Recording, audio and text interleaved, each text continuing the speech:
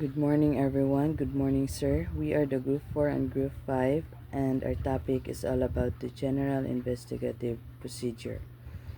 Objectives. Every student will aim to come up with a definite investigative procedure in specific cases from the time the incident happened until the case is filed. Every student should know how to gather accurate and relevant information to uncover the truth or facts surrounding a particular situation or issue. They should be able to know how to identify objectives, collecting evidence, analyzing data, and drawing conclusions based on the findings. The students will know the basic procedure, steps, what should you do, and what should not do in conducting criminal investigation. Introduction. The specific actions taken at the scene of a crime or incident consisting of the taking of photographs, preparing a sketch of a crime or accident scene, and the collection and preservation of physical evidence. So good morning everyone, especially user. Good morning. So I am the first reporter from Group 4. So my topic is today is all about crime scene the processing. The golden rule in crime scene investigation.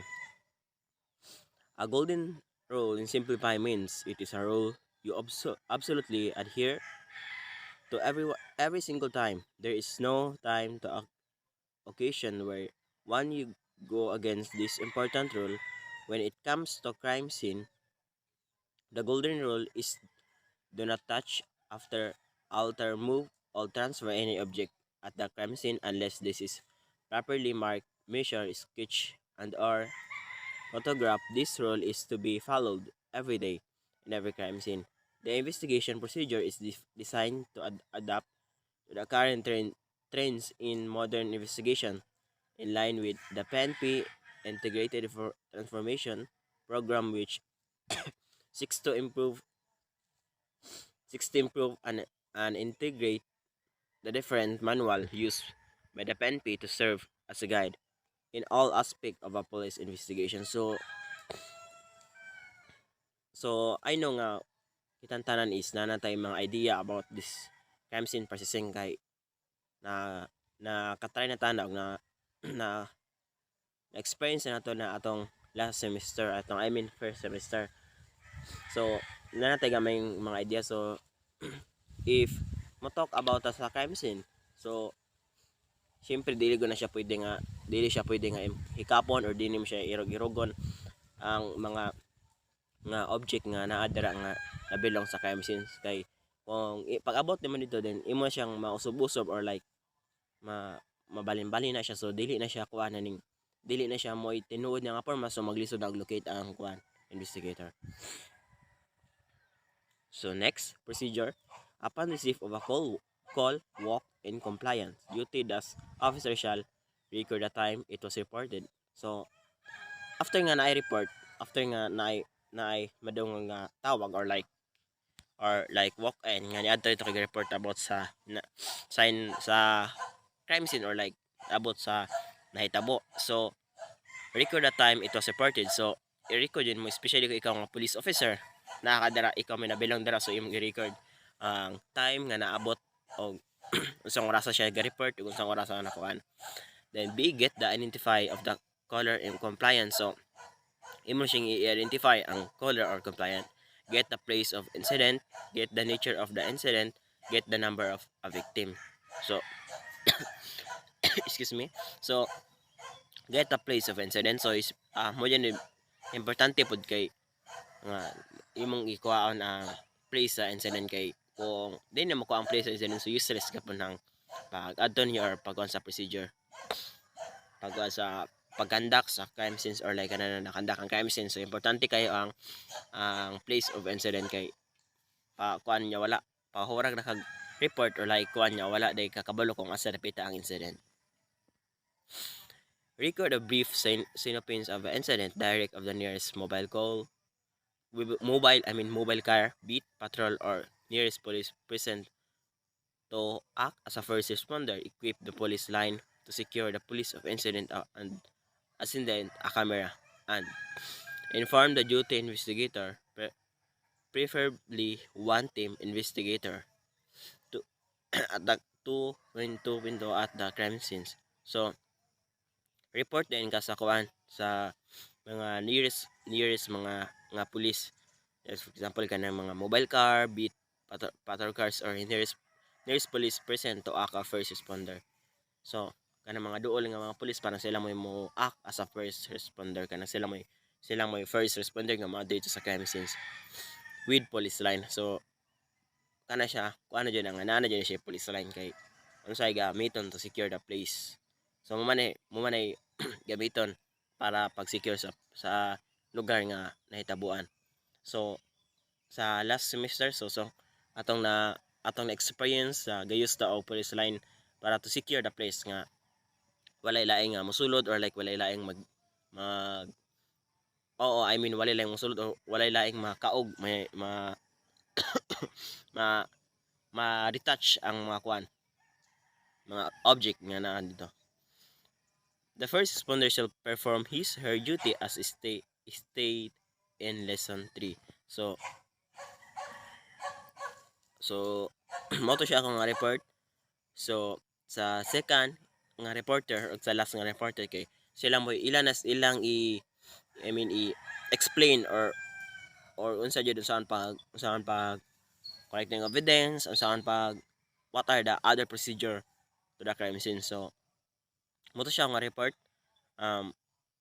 musunod nga report sila ray mo mo mo pasabot or like sila mo pakita kung saan ang mga procedure kung saan pag collect and evidence and tagging evidence. So that's all and thank you everyone.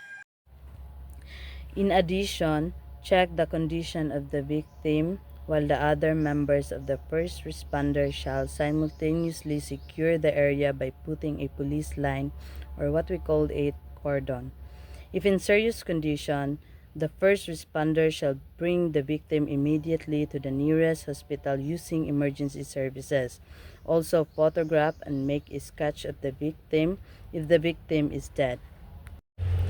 Next is get the dying declaration. If necessary, ask 3 questions. So, the first responder shall ask the victim, first, ano ang pangalan at address mo? Second, kilala mo ba ang gumawa nito sa iyo?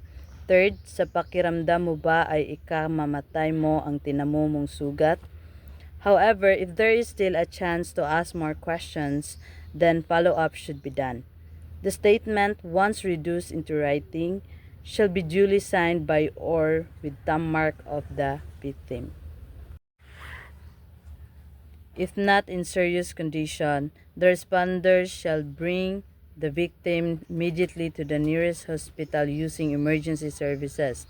Next is get the identity and other data of the victim. Example, what is your name? Where do you live? Next is get initial interview from the victim. So for example of this is, would you tell me what you are able to remember about what is happening? Note that the other members of the first responders shall remain at the crime scene to secure the premises and the area. If the suspect is arrested at the crime scene, get the names of the persons who turned over or arrested the suspect. Isolate the arrested suspect and separate them from any probable witness of the incident. Record what time the suspect was arrested. So, kinahanglan jud i-take note kung what time siya na-arrest. And then, wait for the investigator to interview the suspect.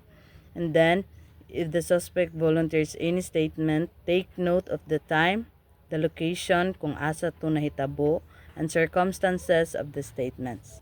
Investigation procedure at the crime scene. Upon the arrival at the crime scene, so the responders shall receive the crime scene. Record time and date of arrival at the crime scene, ang location kung asa ang scene, the condition of the weather, if gaulan ba or gainit anang time, condition and type of lighting, direction of wind and visibility. Also, photograph or video the entire crime scene or video kinahanglan i-video ang the entire area kung asang crime scene hitabo. And then, before entering the crime scene, all investigators must put on surgical gloves. So, dapat ang tanang mga investigator na ay gloves. Before touching or moving any object at the crime scene in an homicide or murder case, determine first the status of the victim, whether buhi pa ba ang victim or patay na. So, kung buhi pa ang victim, the investigator should exert effort to gather information from the victim himself regarding the circumstances of the crime, while a member of the team or someone must call an ambulance from the nearest hospital. Before removing the victim, mark, sketch, and photograph his/her relative position. So, usa hilabtan ang victim, kinahanglan nakamark na, kinahanglan nakapicturan na, and kinahanglan na anay sketch. Only a coroner or medical examiner shall remove the dead body unless unusual circumstances justify its immediate removal. Designate a member of the team or ask other policemen or responsible persons nga pwede makalantaw or maka-secure the scene, and permit only authorized persons to enter the same. Identify and retain for questioning the person who first notified the police and other possible witnesses. Determine the assailant through inquiry or observe him if his identity is immediately apparent. Arrest him if he is still in the vicinity. Lastly, separate witnesses in order to get independent statements. Good evening, everyone, and good evening, sir. My topic is all about recording. The investigator begins the process of recording pertinent facts and details of the investigation the moment he arrives at the crime scene. He writes down identification of persons involved and what he initially saw. He draws a basic sketch of the crime scene and takes the initial photograph. As a rule, do not touch, alter, or remove anything at the crime scene until the evidence has been processed through notes, sketches, and photograph with proper measurements. The next topic is searching for evidence. This scene is processed in accordance with the prevailing physical characteristics of the scene and with the need to develop essential evidentiary facts peculiar to the offense. A survey of the scene is always made to note the locations of obvious traces of action, the probable entry and exit points used by the offenders, and the size and shape of the area involved.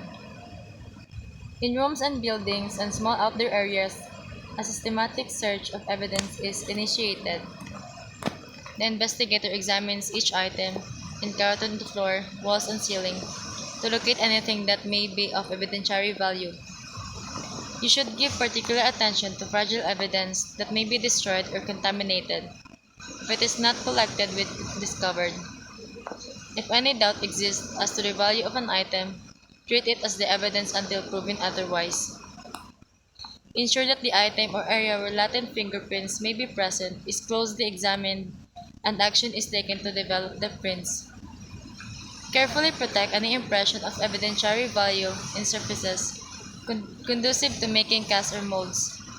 If possible, photograph the impression and make a cast or mold. Note stains, spots, and pools of liquid within the scene and treat them as evidence. Treat as evidence all other items such as hairs, fibers, earth particles foreign to the area in which they are found. For example, matter found under the victim's fingerprints. Proceed systematically and uninterruptedly to the conclusion of the processing of the scene. The search for evidence is initially completed when, after a thorough examination of the scene, the rough sketch is necessary photograph and investigative notes have been completed, and the investigator had returned to the point from which the search began. Further search may be necessary after the evidence and the statements obtained have been evaluated.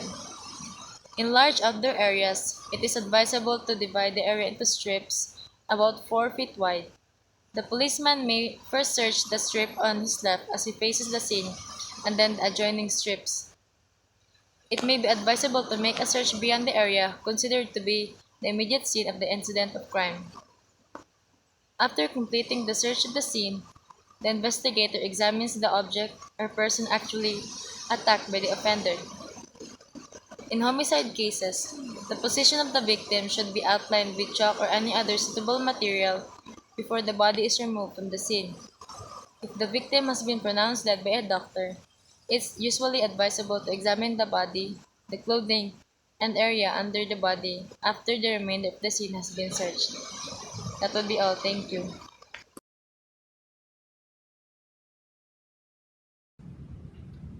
Good morning, sir. My name is Winona Alidon. I am the next reporter, and my topic is uh, collections of the evidence, marking of the evidence. The third one is evaluations of the evidence and preservations of the evidence. So, collections of the evidence is refers to actual gathering and lifting of the evidence from the crime scene to custody of the appropriate office. And collections of the evidence kani siya nga part is ga-explain siya o kani siya nga part is ga-explain siya kung unsa ang mga process sa pag-collect og mga evidence during criminal investigation. So, ang officer nga ga-charge ani is mo create siya og rough sketch sa crime scene, and the photographers should also be taken para ma-document ang mga important nga evidence. When we say rough evidence gani, mao ni siya ang mga sketch that is drawn by the artist sa crime scene. Naga-contain og mga important details regarding sa crime. Ang mga evidence po is dapat na siya i-collect siya properly para dili siya ma-broken.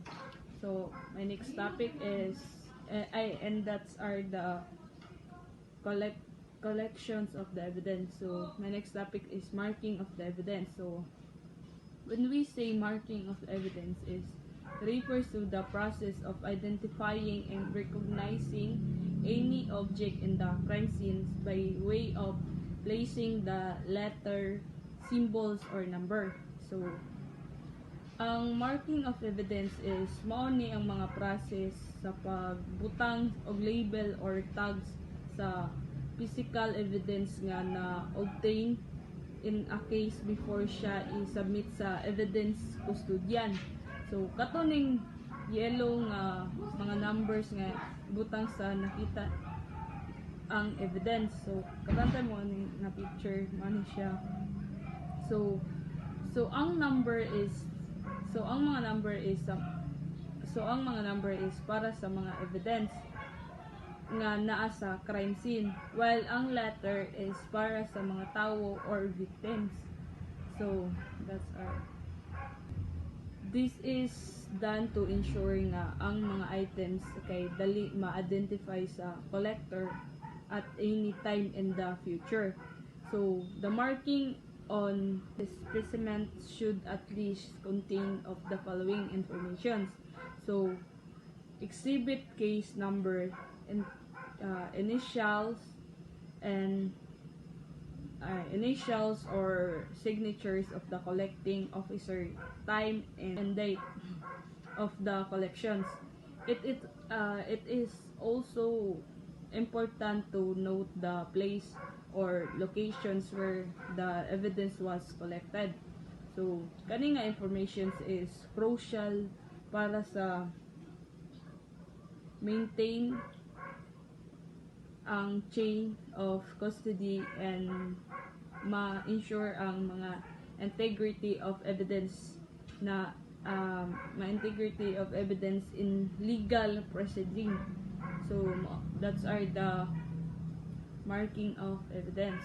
So, let's proceed for the evaluations of evidence. So, evaluations of evidence is refers to process of assessing the significance of individual evidence that should be subjected for further examination, such as transmittal of firearms to crime laboratory for ballistic, then examinations or transmittal of electronic device such as the cell phones or laptops to any cyber crimes group, that's called is ACG, for digital examination. So evaluations of evidence kani nga process imong i-assess ang importance sa individual's evidence nga subject siya o further pa nga examination based example in the transmittal or electronic device parehas ng cellphones, laptop, like nga device. So that's are the evaluations of evidence. So let's proceed for the preservations of evidence. So preservations of evidence refers to the measure employing in order to maintain, protect, and safeguard the original state of physical evidence from the time it was collected up until the time that I will be released to appropriate personnel. So preservations of evidence mao ni ang process to make sure na ang mga evidence nga na collect gikan sa incident or krimen is dili siya ma-contaminate, and the investigator responsibility pud ani is to preserve the evidence hantud na mo transfer siya sa person nga sa person nga nag-take charge of handling and disposal of evidence, which is the evidence custodian. So before siya mapunta sa evidence custodian, maagisad jud siya sa investigator. So that's my topic. So good morning everyone. Good morning sir. My name is Arman Jersimino and this is my topic, releasing of evidence. So releasing of evidence is crucial for transparency and accountability. It means that it is very important for transparency and accountability, especially in legal matters or investigations. It ensures fairness and helps build trust in the process. Then all collected evidence can be released upon if the court or the prosecutor ordered upon so. So this is based in a PNP Criminal Investigation Manual 2011. Chain of custody. Chain of custody refers to the chronological documentation or paper trail showing the seizure, custody, control, transfer, analysis, and disposition of physical or electronic evidences. So, it is very important in a legal and forensic concept to ensure that integrity or evidence and its admissibility in a court. All lists of person who came into the possession of an item of evidence continually of possession or the chain of custody must be established whenever evidence is presented in a court as an exhibit. Adherence to the standard procedures, it records the location of evidence, making it for identification and properly completing evidence submission forms for laboratory analysis is critical to chain of custody. So, every person who handled or examined the evidence and where it is at all times must be accounted for. All as a rule, all seized evidence must be in a custody of evidence custodian and deposited into the evidence room or designated place for safekeeping. So these are the change of possession. The scene evidence, evidence collector, letter request, crime laboratory, result, evidence custodian, court order, subpoena, then lastly the court presentation. So the scene. The scene is the concept of the crime scene, the chain of custody. It is refers to the documented process of handling and preserving evidence from the moment it is discovered until it's presented in a court. So this involved recording who collected in the evidence, when and where it is collected, who handled it afterward, and how it was stored or transported. Maintaining an unbroken, chain of custody is essential for ensuring the integrity and admissibility ad- of evidence in a legal proceeding. Evidence. In the change of custody, evidence refers to any items or materials that are collected, preserved, and presented in a court to establish facts relevant to a case. This can be include physical objects like documents, drugs, and biological samples, as well as digital evidence like computer files, or surveillance footage. So each step in a chain of custody documents who had possessions of evidence, when and where it was obtained, how it was stored or handled, and any changes or transferred to occurred until it is presentation in the court. Evidence collector. The evidence collector is the individual who is responsible for gathering and documenting the evidence at the scene of the crime or incident.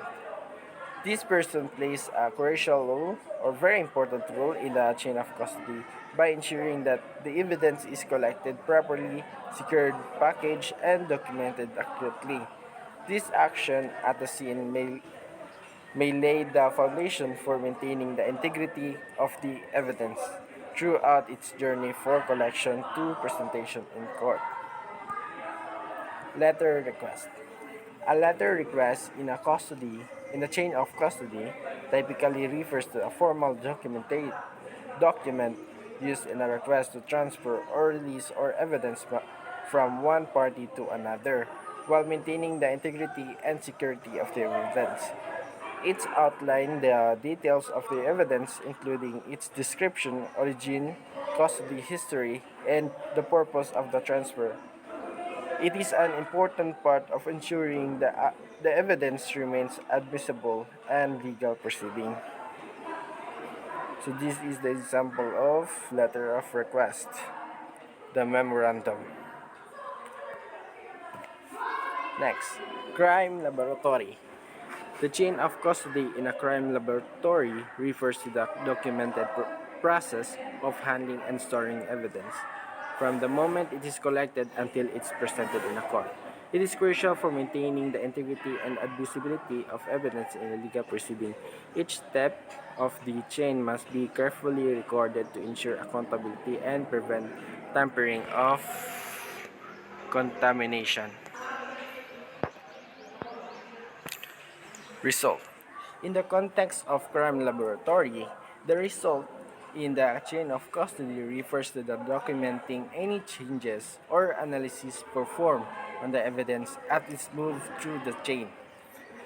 This includes the recording who accessed the evidence, what tests were conducted, and any findings or conclusion reached.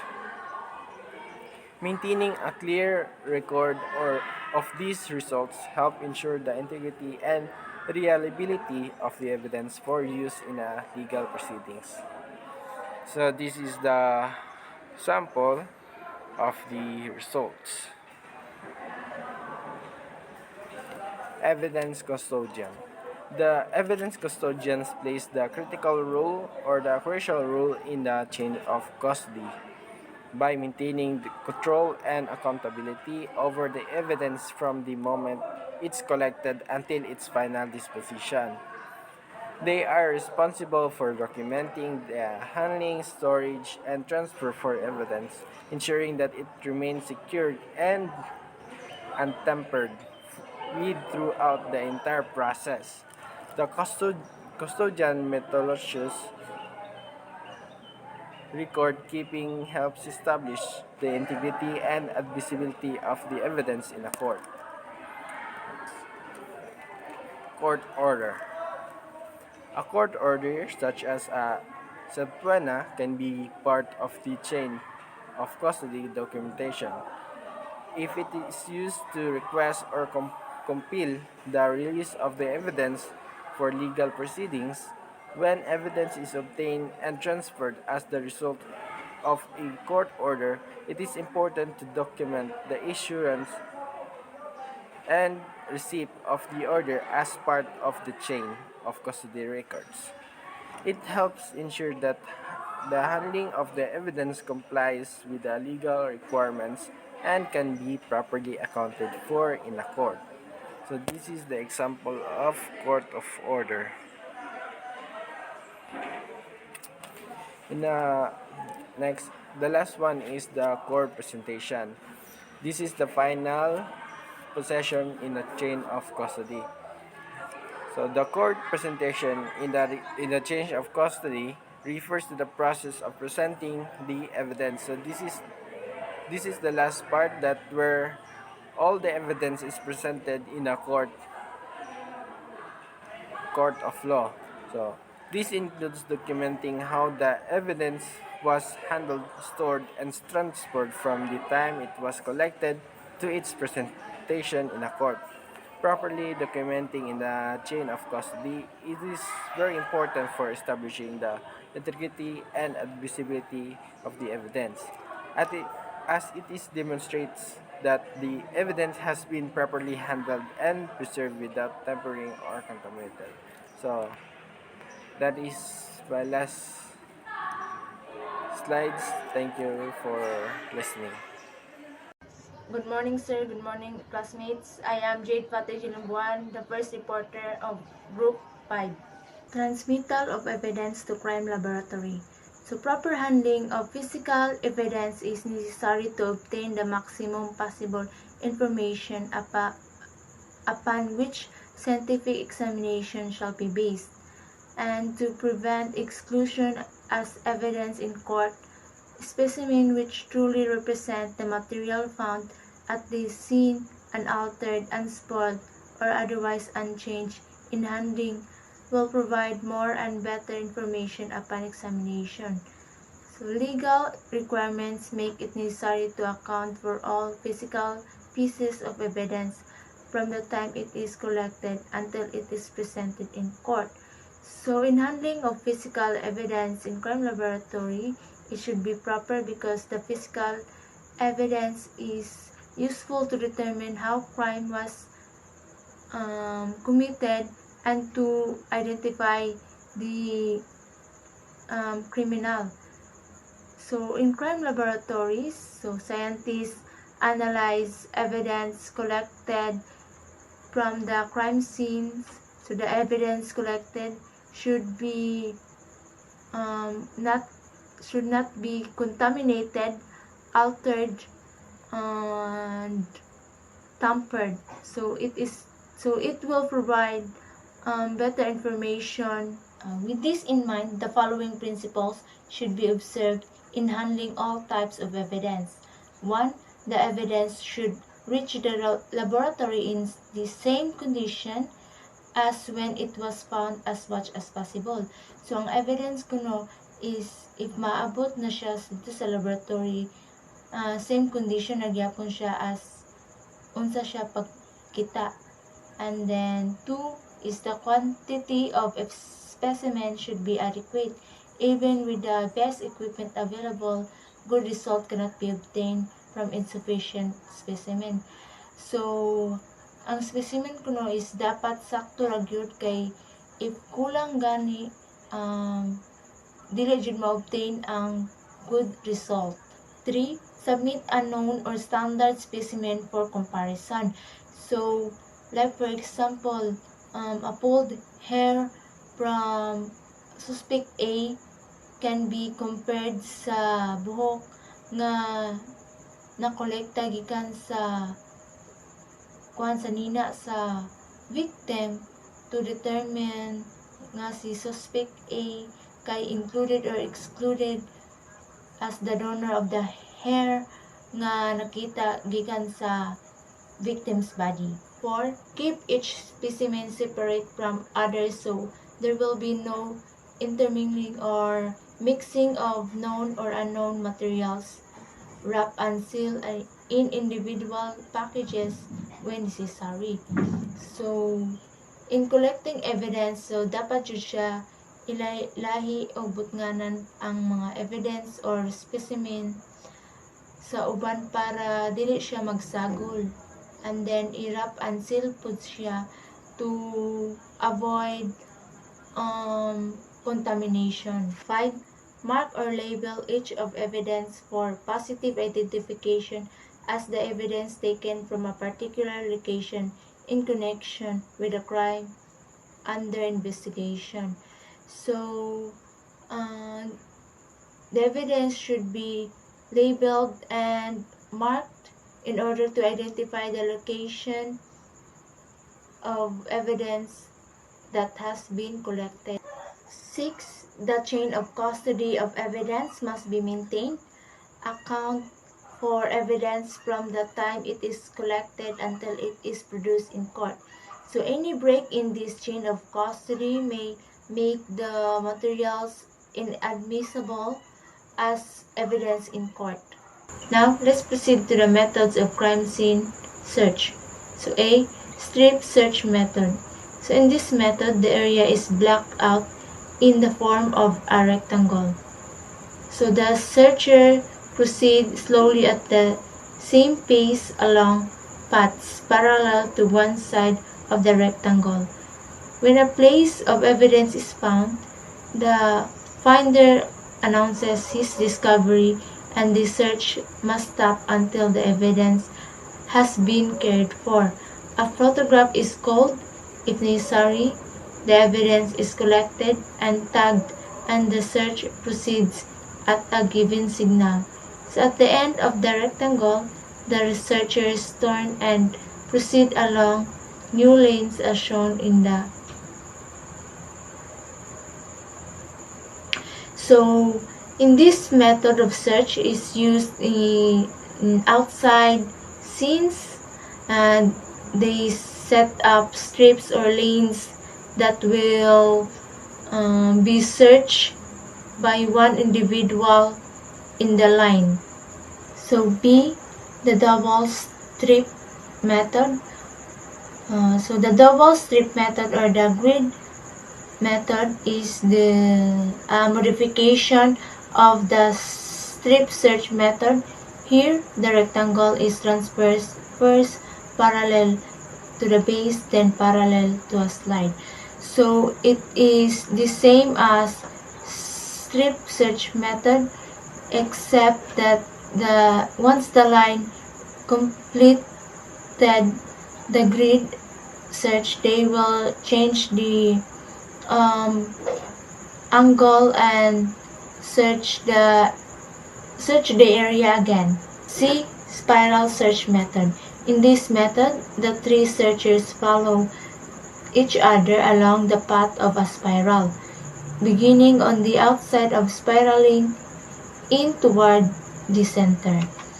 So, in spiral search method, starting the search at a selected point at the edge of the scene. So, walk in a circular pattern to the center of the scene, with a circle getting smaller as you approach the center.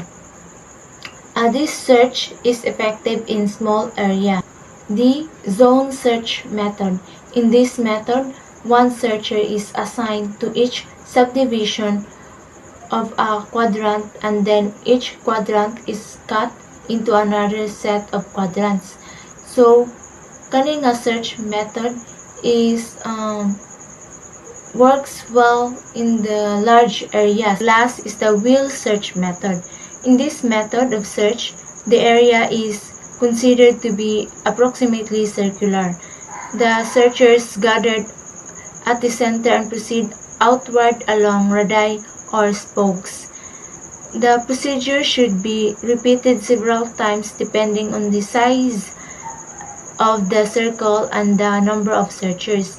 One shortcoming of this method is the great increase in the area to be observed as the searcher departs from the center.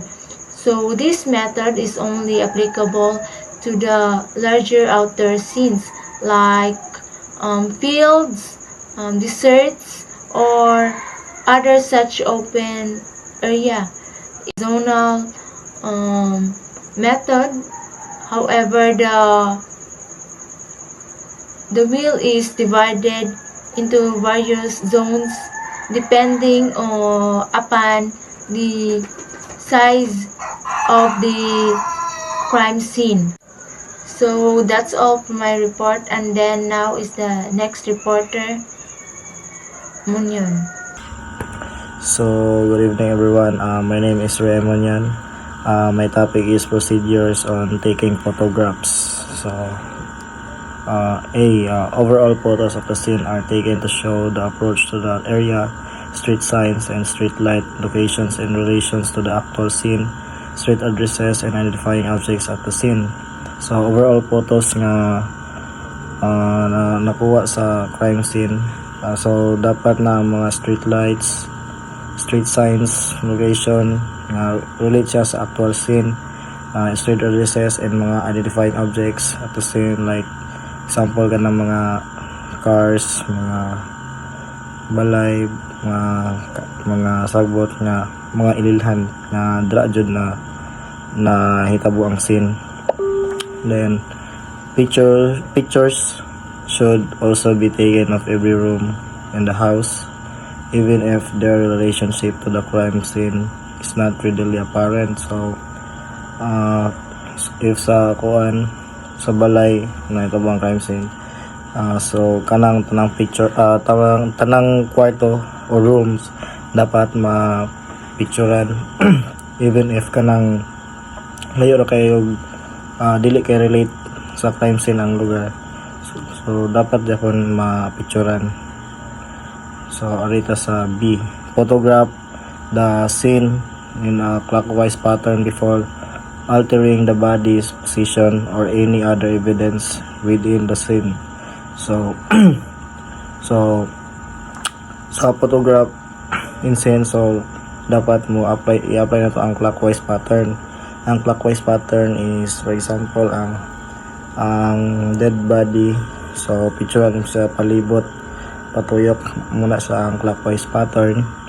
Then before nimo siya, after nimo human ang clockwise pattern, before sa nimo i-alter ang mga or give mo ko ng mga ang body o ganang mga evidences na so photograph the scene from at least two opposite corners, but from all four corners is even better. This way nothing is missed or hidden from view by intervening objects. So kada corner, two opposite corner dapat ma-picturean, pero mas better siya if upat ka corner para mas makaro jud tanan, walay malaktawan. C, photograph the body and the immediate vicinity around the body. So ang vicinity de pasabotan na is kanang surroundings sa particular area. So if you have a camera boom, take pictures from ceiling height down of the victim and any other evidence. This perspective often shows things missed when viewed from ground or eye level. So I have a example of So camera boom. So this example of camera boom. So kani siya, magamit ni siya like so kuha dito sa start, mapicturean niya ang sa ilalom. So dito makita niya tanan even makita po niya ang kuan karang dili na to kaya makita sa eye level gani. So dito jud mas makita niya tanan kung na ang picture sa taas kaysa atong kuan eye level na to nga naay masalipdan may nga na ba. D, keep photo log. So naa ko example of sa kuan po dire photo log. So this is the example of photo log. Kani siya magamit ko siya sa like mag-record ka for example ng di ba ang mga evidences kay pangbutngan man mga numbers. For example ko no, ang knife number 1 siya, ang blood like number 2. So ang kuan example knife ko no, ibutang nimo ang knife dire like kuan knife de yung kuan ibutang po nimo ang number, record nimo ang knife number and kung asa siya nabutang places or pag muna kada mo ibutang nimo or date po ibutang ko nimo dire kung kano sa nimo na collect may ano. So muna example sa photo-log like mag-record ka ba, record nimo ang sa mga nakita. So let's move to let's proceed to kuan procedures on making a sketch. So A, to establish admissibility, the investigator must have personal observation of the data in question. In other words, the sketch must be sponsored or verified. So ang kuan if mag-sketching na gani ang investigator dapat mag-observe siya sa mga panghirabo, sa mga kuan like sa mga palibot kay ang mga sketches kay tig kuan na sila tig sunod naman jud sa giingon sa investigator ko kung sa giingon sa investigator mo wala isulat. So if ang example ang investigator is wala siya ka-observe, so wala siya kabalo, so nay possible nga so di jud possible like kuan jud sayop ang masulat sa sketches kay wa man siya observe, wa man siya kabalo ka kuan like yung giingon kay kulang-kulang ba, so wala Japon, di Japon sa magamit as a kuan evidence or di siya kulang-kulang, di jud siya mahibalan jud kay kulang-kulang man. So napay possible nga di siya dawaton sa court. So ito sa B, reminder. So sketches are not a substitute for notes or photos, they are but a supplement to them. So reminder, ang mga sketches dili na sila kuan sub sa mga investigator, dili sila sub kundi sila moy dugang para mas effective or mas madali ang trabaho ba nga na din, mas klaro pod, mas clear, di ba? So tabang sila, dili sila sub, so apil sa or part sila sa kuan group, dili sila sub sa investigator. So C, types of sketches. So there are 4 types of sketches such as number 1, floor plan or bird's eye view. Ano yung bird's eye view? Like makita mo sa ilalim floor plan sa bird's eye view. So muna siya makita nimo kung kuan asa mga kitchen, lobby, floor plans ba like mga bed asa dapit, tulo ka bed. So that is number 1, floor plan or bird's eye view. Number 2 is elevation drawing. So mo ni siya ang elevation drawing. So ang elevation drawing kay picture nimo ang like drawing yun ang atubangan, side, sa pika side, left side or right side, then front and back. So muna siya ang elevation drawing. So number 3, exploded view. Exploded view is kani exploded view. So ang exploded view mo ni siya kanang floor plan yani.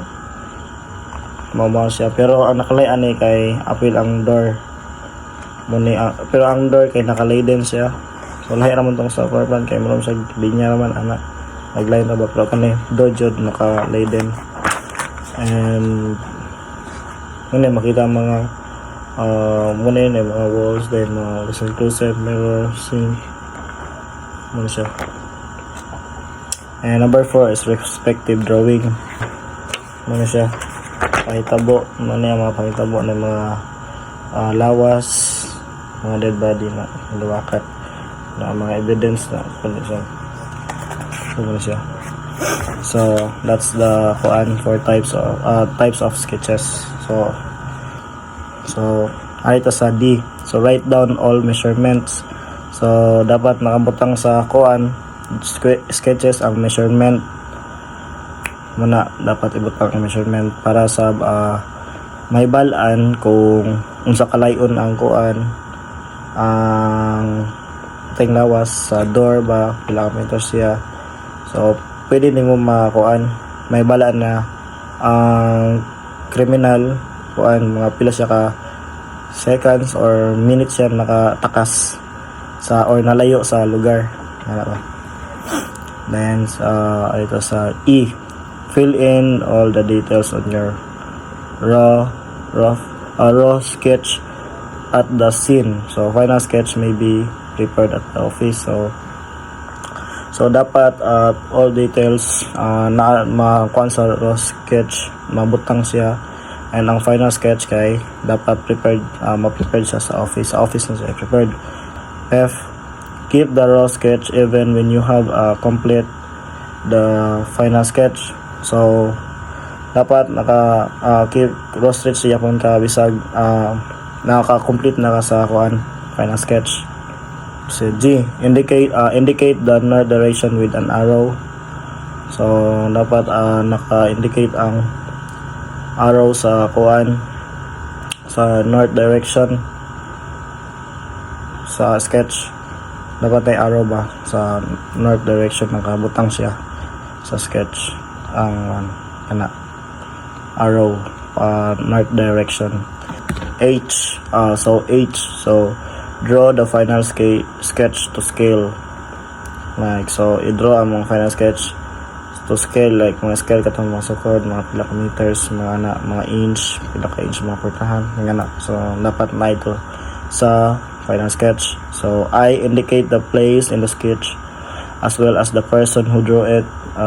Use key capitals letters of the alphabet for listing down more or less normal parts of accessories of the place and numbers of items of evidence. So dapat sa sketch naka-indicate ang lugar kung asa ni siya, kung asa ni area yang gidrawing, so asa ni nga place, and as well as the person who drew it. Kisa tong drawing sa kuan, nagdrawing sa sketch, dapat na itong ngalan, and dapat magamit og key capital letters like big letters of all the alphabets. Then listing down more or less normal parts or accessories of the place and numbers of the items of evidence. So mga numbers sa items ng mga evidence. Then ito sa J, indicate the position, location, and the relationship of objects. So naka-indicate pa ito ang position sa objects, like kuan ko no, ang baso is nakatumba, so naka-indicate dito yung location po sa asa na siya nakabutang, and sa relation niya sa objects. Then so let's proceed to the K, methods or system of locating points objects on sketch. So number 1 is rectangular coordinates, measurement at right angles from each of two walls. So kuha rectangular coordinates, mo ni siya ang easiest way, or kuan mostly mo ni siya gigamit na method sa mga specialist. So kani siya pagkuha ni siya is pagkuha measurement ani kay right angles puro nga each two walls. So for example rectangular, so permi ka na sa right angles, dire ka sa left, right, dire ka sa side, so right angles, then dire po ka sa side, dapat right angles po. So, that is rectangular coordinates. So number 2, coordinates constructed on transecting baseline. Choose relatively fixed points for your baseline. So kani transecting baseline coordinates. This method would require the specialist to lay a measuring tape from two fixed position. Each item of evidence would be measured from the baseline at 90 degrees. The length along the baseline would be measured, giving the specialist her two measurements. Mao na ang number 2, coordinates constructed on transecting baseline. So ito sa number 3, triangulation.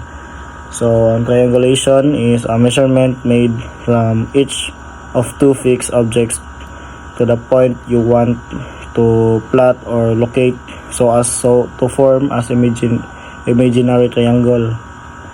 So sketch will show us many imaginary triangles as there are objects plotted. So ang triangulation coordinates kaya this method is designed to measure to an item from two fixed points by forming a triangle. Two fixed points. So may siya kuan like duwa ka kuan na siya, two fixed points. So diri sa side, so atbang siya pero nakaana siya, forma siya triangle, paana like forma siya triangle. Ana muna siya ang triangulation, like atubangan siya pero ang ilang sides is pa triangle. Triangle. So muna yung triangulation. So ay sa number 1, so the critical measurement such as skid mark should be checked by two investigators. So ang critical measurements, for example kanang skid marks is kanang mga lakra gani. For example kanang pwede siya kanang kuan sila footprints, pwede siya. So dapat na kuan duha ka investigators ang mo check ana.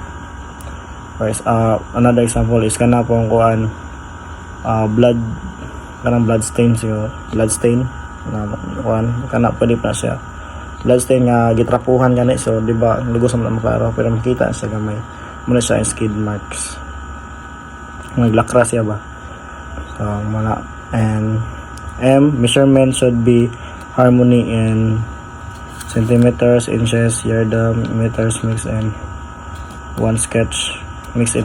So ang measurements should be harmony, dapat na centimeters, inches, yards, and meters, dapat naabutan siya sa one sketch na ito, sagol-sagol na siya ito, mix na siya ito.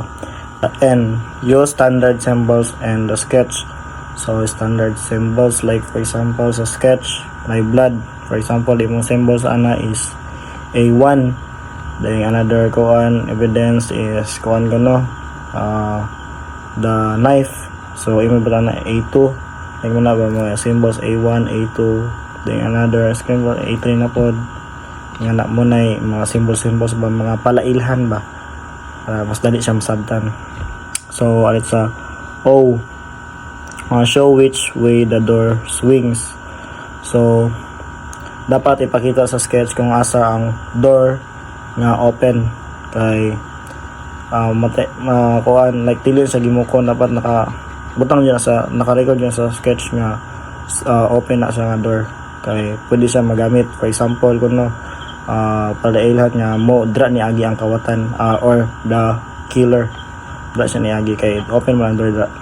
Letter P, show with arrow the direction of stairway. So dapat may arrow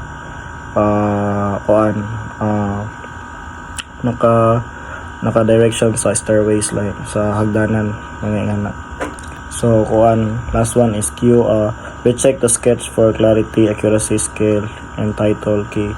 So dapat recheck nimo kung basin na isayop, dapat sakto jud tanan. Imo na i-check tanan walay sayop. Then muna final na pwede na mo sa ipasa. And that's all my report. Thank you.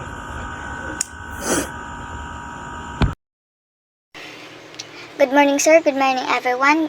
I am Angeline M. Magsalay. I will be the next reporter. So, my topic is about procedures in lifting fingerprint. So, naitulo ka procedures ang pag-lift sa fingerprint or ang pag-alsa sa fingerprint. So, una is dusting for latent fingerprint. So, katuni siyang unsaon ay katuning magkuan ka magkuan ka og powder nga imong ikuan sa fingerprint.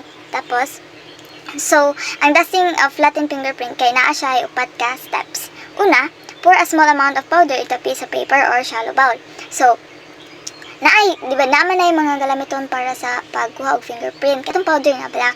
Tapos, ni magkuha gamay ato, dayon imo ibutaw sa shallow bowl or sa paper, pwede rapid siya. Dayon, ning uto siya imo ibutang dito. Gamay ra dili katong daghang kayo. Dayon ikaduha, touch the tip of the brush to the powder, being carefully not to pick too much. So, nakay brush dayon or pwede po siya magamit ka og balahibo sa manok. Dayon, ang balahibo sa manok, di ba naman na siya tumoy nga katong ning humulumol siya. Tapos sa imo na imong gamiton og imo itusno gamay dito sa powder or imong brush ba tip sa imong brush imong inuuno dito, gamay ra imong dapat makuha. Tapos muna na siya maoy imohong i-ready. Dayon, sa ikatulo nga steps, apply the powder to the surface gently using short strokes. So, nanay gamay ang powder ang imong tip sa brush or tip sa imong balahibo sa manok, mo to siya imong hinay-hinay og strokes or pahid dito sa possible nga naay fingerprints. Like for example, sa window nga salamin, na siya dito mga fingerprints or sa yung handle sa pultahan kanang inyong doorknob. Tapos, ikaupat, when a print begins to appear, begin making the brush stroke to conform the pattern of the ridges. So, di ba, naka-nodod na ka og hinihinay. So, maghinay-hinay po na siya og pakita or makita nga og unsay porma sa iyahang fingerprint. So, imong dugangan og gamay para mas maklaro jud siya nga naay mga ridges diri katong like may ana-ana dito ba. Nga maporma jud ang good say porma sa iyahang fingerprint. Dayon, sa ikaduhang procedure, lifting of latent fingerprint. So, sa lifting of latent fingerprint kay katong ning, di ba, naa naman to nakita. So, pag ang lifting, mag-ibot na ka. So, magbalhin na ka sa imuhong na-recover nga fingerprint. So, na-adya pong siya steps. Sa lifting of latent fingerprints, na siya 6 steps. Number 1, pull off approximately 3 inches of the tape from the roll. So, nakay scotch tape nga dapat katong 3 inches or ingani kalapad pwede ni siya. Dayon magtangtang ka ani og 3 inches. Dayon dapat katong dili katong naay garang-garang like ingani siya kay inig kuha nimo sa fingerprint ana mao na siya makita dito. So ang imong fingerprint dili sakto nga pagkakuha, so lain siya masayop. Kani siya dapat, di ba, na line kaning diri na ipiko naman ni siya.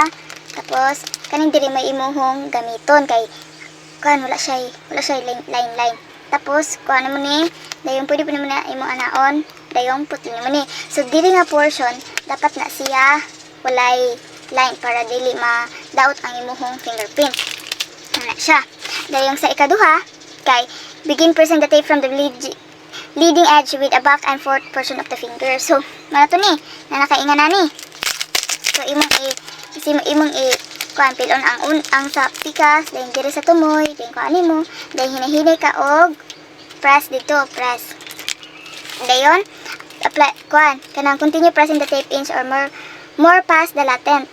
Dayon, di ba? Imo na nang naputol.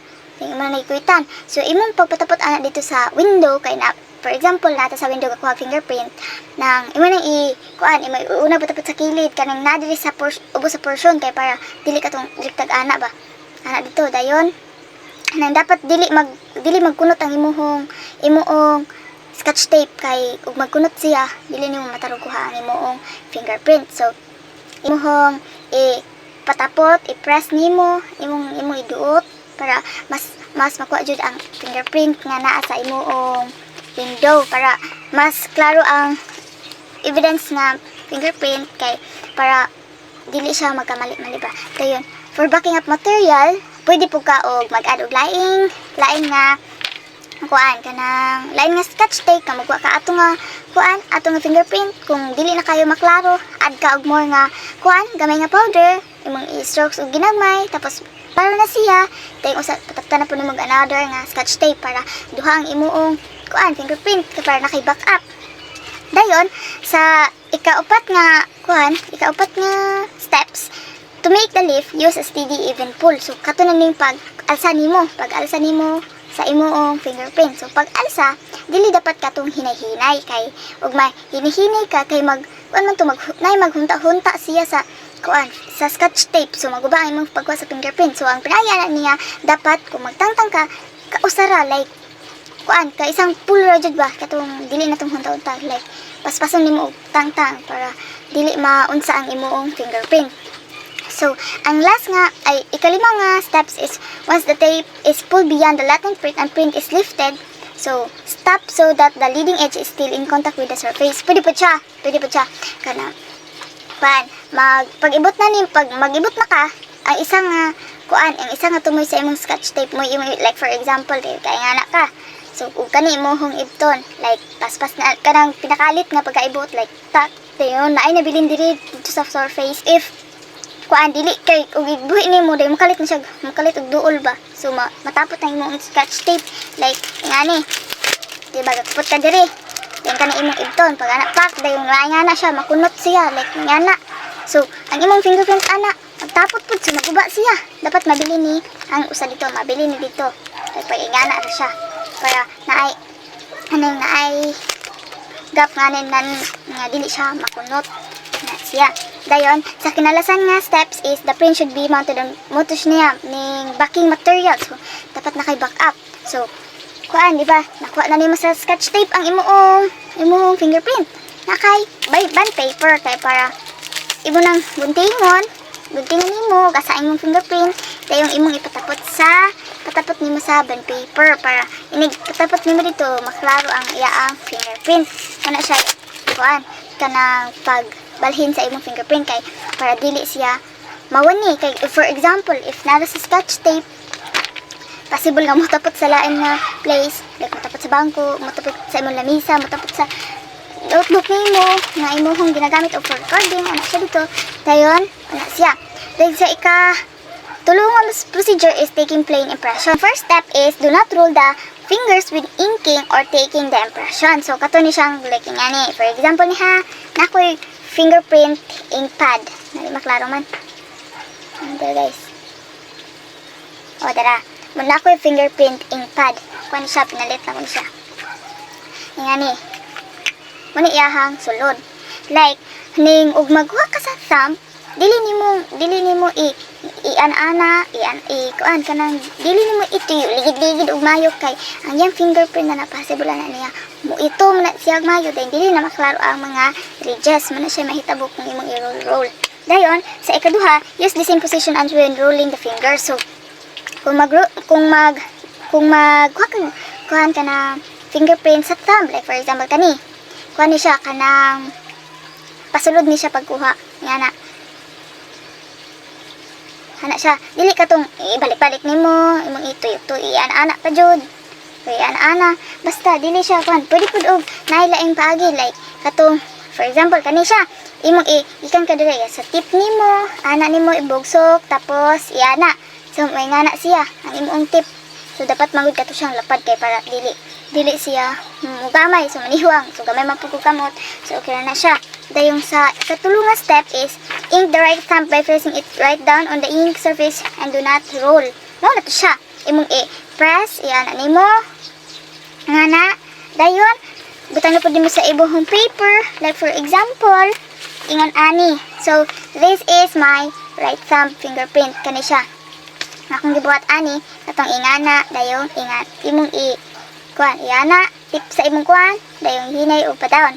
Dayong dikta nakagalsa dili kay imong ibalik-balik kay mga guba ang iyahang fingerprint. So may ngani siya, ngani.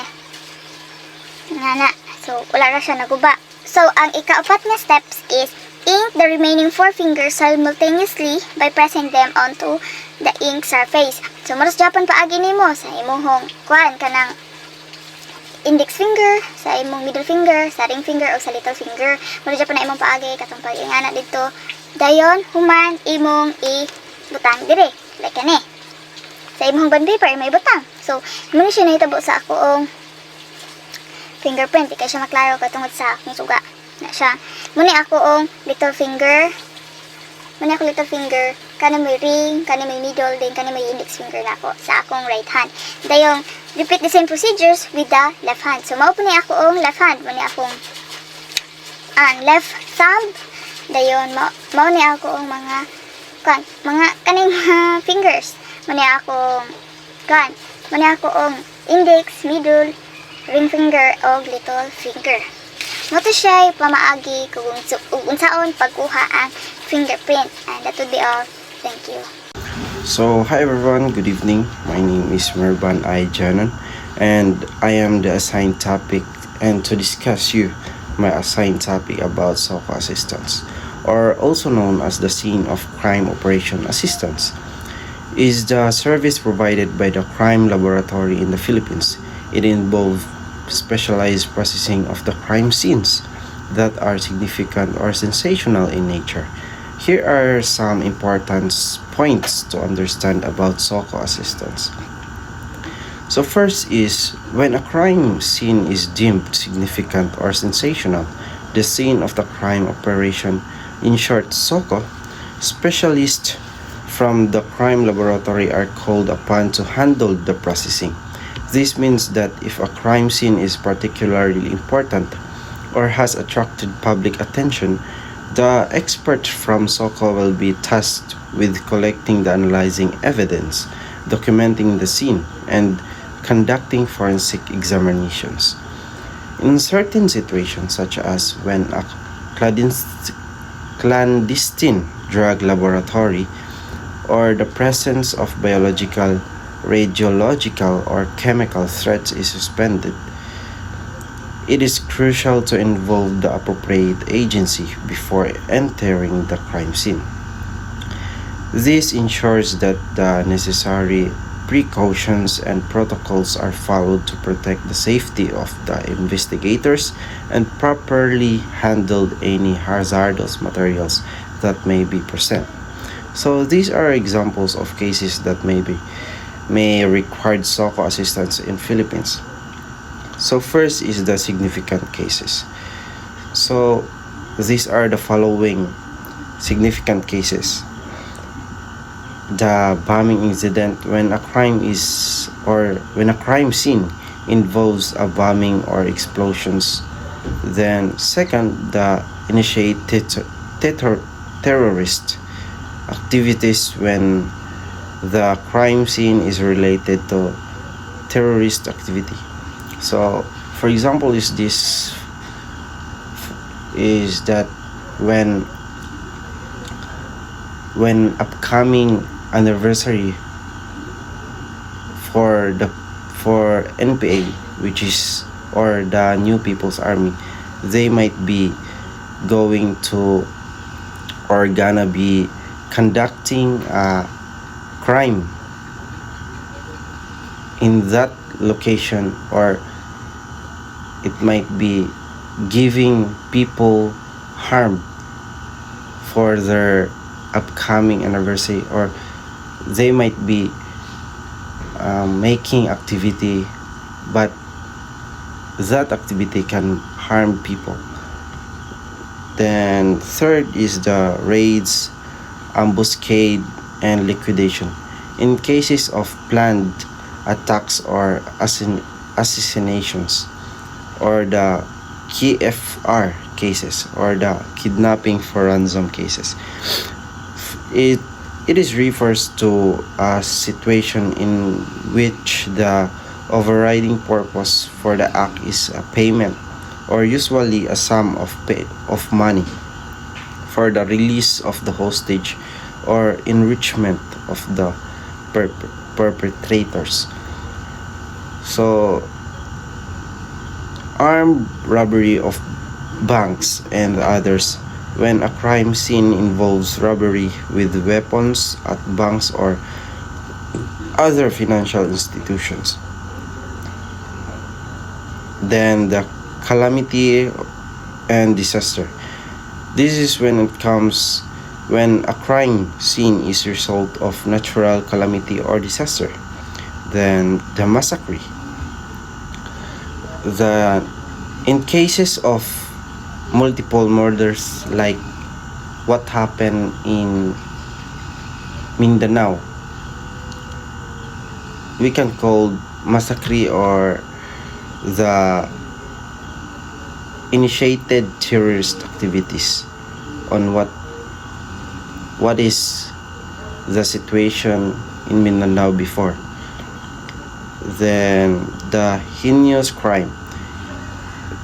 In heinous crime, it is defined by law that crimes are considered extremely cruel or evil according to the law, such as murder, homicide, arson, rape with homicide. Murder, homicide, arson, rape with homicide. These are serious criminal offenses that are threatened with highly priority in law enforcement and serve legal consequence. Second, in sensational cases, these are the elected public officials from the barangay captains to the President of the Republic of the Philippines. These are the appointed public officials, those with the ranks commissioner, secretary, and undersecretary. Foreign diplomats, crime scenes involving diplomats from other countries. Any foreigner, crime involving any foreign national.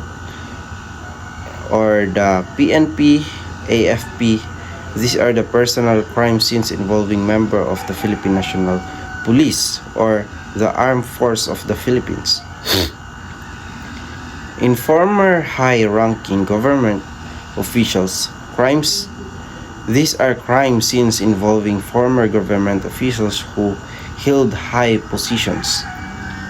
In other proponent figures, these are crimes seen involve movie stars, sports stars, media practitioners, prominent businessmen, professionals, and leaders of religious organizations. When it comes to release of crime scene, certain procedures are followed. These are the scene is released with the understanding that there is only one chance to perform the job correctly and completely. And release is only done after the final survey and proper documentation of crime scene have been completed. So that's all everyone, and thank you. For our conclusion, crime scene processing is a crucial aspect of criminal investigation. It involves gathering, documenting, and analyzing evidence to reconstruct events and identify perpetrators. Without a correct processing of evidence from the crime scene, it will be not possible to obtain forensic evidence to substantiate a conviction. It is so important to combine every aspect of investigation from photographs, measurements, drawings, diagrams, and notes to have successful investigation.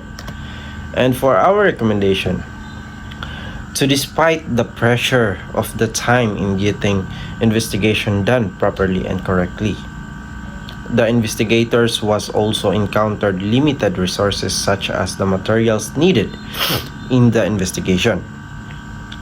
For the Philippine National Police or the PNP has to recognize the need to modernize and fund forensic departments. Training programs have been designed to help forensic specialists and investigators to improve their skills. Cooperation with the international organization such as Interpol has brought advanced forensic tools to our law enforcement agencies such as DNA analysis and digital forensics. To increase investment in judicial units will enable our justice officers to use cutting-edge and innovate instruments as well as to hire qualified personnel. And that's all. Thank you.